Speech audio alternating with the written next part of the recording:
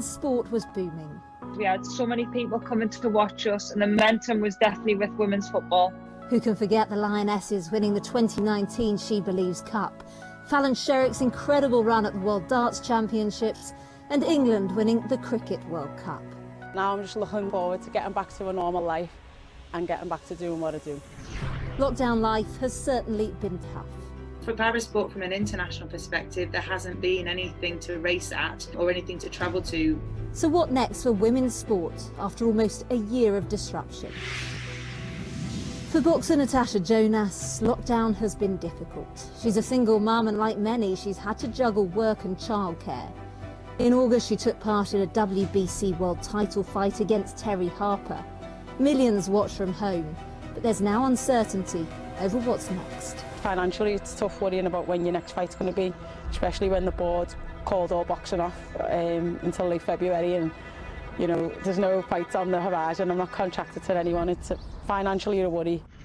Steph Houghton is women's football captain for both England and Manchester City. The Lionesses haven't played a competitive game in almost a year, but they do now have a couple scheduled against Northern Ireland and Canada. We're getting more fans through the gates. Obviously, we are building momentum, and I think obviously by the end of last year, in terms of playing Germany at Wembley and nearly selling out the stadium, was probably where you're thinking, right, okay, like everybody's taking notice of women's football and women's sport. And for me personally, as a sports fan, I think ultimately if I get an opportunity to go and watch a football game, I'm grabbing it with both hands when this is all over. Research by Nottingham Trent University, due to be published this year, has found that 80% of elite female athletes surveyed believe the growth of women's sport has been hindered by inequalities with men's sport. 91% feel pay is unequal between the sexes, and 66% have concerns about the long-term financial implications of coronavirus. Indeed, for women's sport and big names like Alex Morgan, Dina Asher-Smith and Naomi Osaka, advertising is key. So too is competition sponsorship. Vitality has said it's noticed COVID has impacted the gender play gap, with it being harder for women to be physically active than men. Barclays points out that things are difficult at all levels of women's football at the moment, but believes the game can prosper in the future. And Alliance insists there's a role for big brands to play in order to help elevate women's sport. So will sponsorship be impacted post-COVID? A lot of brands are renewing their partnerships because they see the opportunity in women's sport, because it's such a huge audience, and it's a huge audience. It's over 50% of the population, and if you look at here, 90% of the Australian population watch women's sport. So, there are huge commercial benefits, and I think some of the sponsor brands that have stuck with those sports will the ones that will reap the rewards.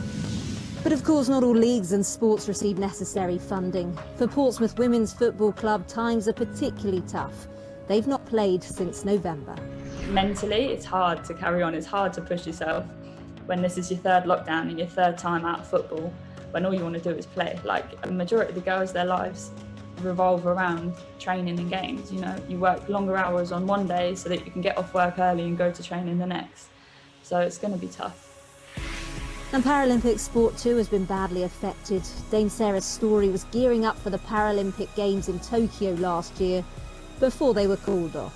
It is a challenge, and it makes it really difficult because if you're also someone who has an underlying health condition or your disability puts you at more of a risk, then it may be that you have to choose whether or not to go out and race at some of the more local events.